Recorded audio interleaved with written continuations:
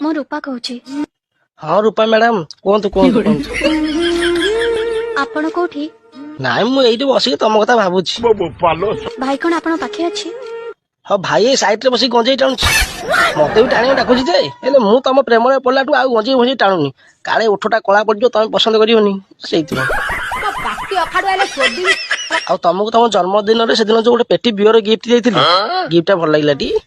ନା ମାନେ ଜନ୍ମଦିନରେ ଆପଣଙ୍କ ଗିଫ୍ଟଟା ଖୁବ ସୁନ୍ଦର ଥିଲା। ନାଇସ୍।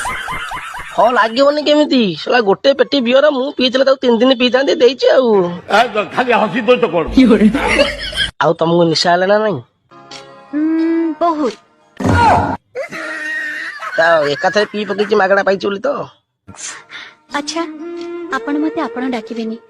ହଁ ଘୁଷୁରୀକୁ ପାଚିଲା କଦଳୀ ଆଉ। ଛାଡ ଛାଡ। ହଉ ହଉ ଲରୁପା କହ। ଆଜି ଦିନଟା କଣ ଜାଣନ୍ତି ତ? ହଉ ଆଜି ପରା ବୁଧବାରଟା, ଆଇଁଷ ବାର। ଆଜି କଣ ଆପଣଙ୍କ ସାଙ୍ଗେ ଦେଖା ହେଇପାରିବନି?